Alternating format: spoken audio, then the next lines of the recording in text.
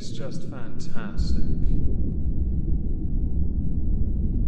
Hello everyone, and welcome back to Omegon 2 Electric Boogaloo. Today I'd like to discuss EDP445. If you don't know who EDP445 is, here's a brief history for you. EDP445 was a reasonably successful YouTuber with millions of subscribers, so reasonable was an understatement. EDP was known for rants, very frank discussion at the camera while eating, or just waffling prattling on. Last year, EDP445 took a drive to go and get himself a cupcake, a 13-year-old cupcake. That was the excuse he gave to a sting operation. Now the sting, didn't have the desired result because the police weren't involved, the police were called too late. They handled it poorly and the group themselves were attacked for their own sordid past. EDP eventually though lost his YouTube channels. EDP then tried to create his own website, went to FaceCuck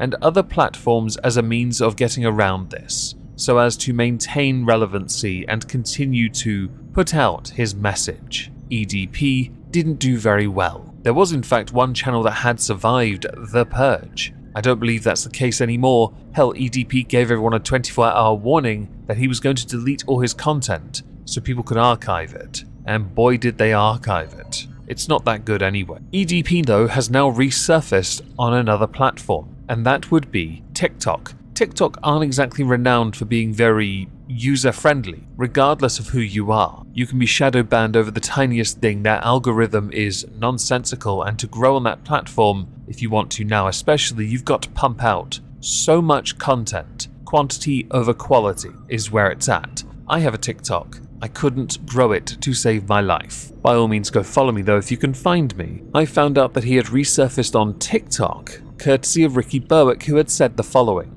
Hey y'all, so pretty much man, he's a P-word. Guys, this is EDP. About a year ago, he tried to meet a minor from the internet for a quote-unquote cupcake. Now he's back on TikTok with over 200,000 followers. What the fuck, TikTok? Guys, I want you to go to his profile, the OG EDP, and report his goddamn page. We can't have fucking P-words on here, alright? This is a P-word. Report him. EDP. Why, man? There was one part of what Ricky said that I usually draw a concern with, and that is the idea of deplatforming another person. I will never ask another person to deplatform other people, or to report other people. I won't do that, but I can understand why Ricky took this position. EDP is a proven nonce. The man literally went noncing and got busted. How that was handled and what happened in the fallout is irrelevant. The man tried to meet up with a 13-year-old. He lost his platforms on YouTube. I don't know if he's still on Facebook.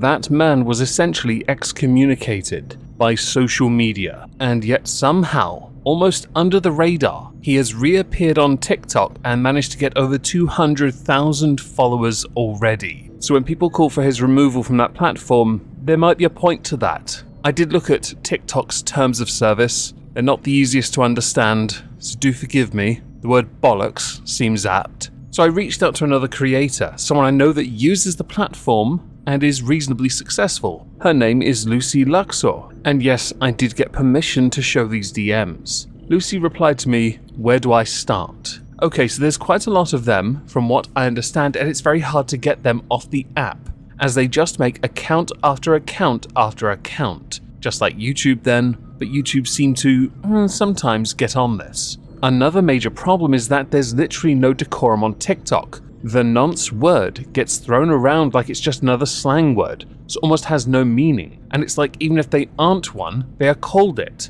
Doxing is done on the daily too, the police are called over the slightest thing. The live community is basically a Jeremy Kyle show. On YouTube, there are almost unwritten rules. You don't show screenshots of messages, you don't dox, you don't throw accusations. TikTok seems to turn a blind eye to a lot of things. However, there was a girl called Lucy Rose whose partner admitted to being a nonce, and she was making at least £800 a day on gifts. And eventually people managed to get an injunction on her so she can't go live at present. I post content, I try not to talk or engage with other creators for fear of drama or fallout. I don't want to be doxxed or have messages thrown up for people to see. She also included a load of videos of other, let's call them controversies, that are related and relevant to this, and when you go through them, which I'm not going to link because I don't want you to suffer that much, you find out that actually this problem is prevalent on TikTok, and it doesn't matter how many people you tell to report them, they come back like herpes. It is quite tragic that a platform like that,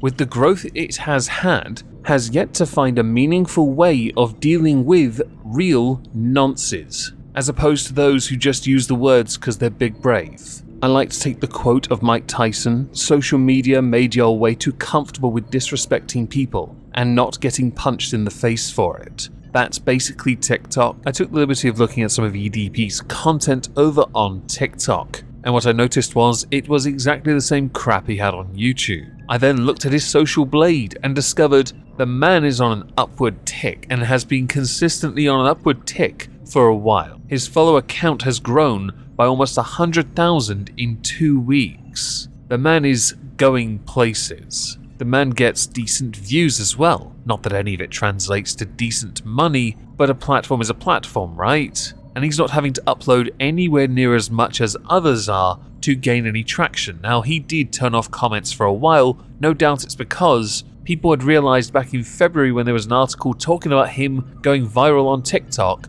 that he's the same guy who got busted trying to get a 13-year-old's cupcake. But as he's brought the comments back, no doubt he's realized engagement's engagement, and I don't have to look at the comments. I'm Eat That Pussy 445. All I have to do is put out a video and get all this attention, which has led to phenomenal followers and growth. I don't know at present whether or not those followers are hate followers or whether they are legitimate people who support him, support this utter clown. A clown that arguably does not deserve a platform. But then again, if he's going to thrive and succeed anywhere, it may as well be on a site where the word nonce or the P word mean literally nothing. Why? Because you can call anyone anything over there. They have watered down the value of words and the importance of those words, the actions of the individual for the sake of clout. I want to be on the For You page, so I'll tag everything Karen even if there's no Karen in the video. If you've ever watched my main channel, you'll notice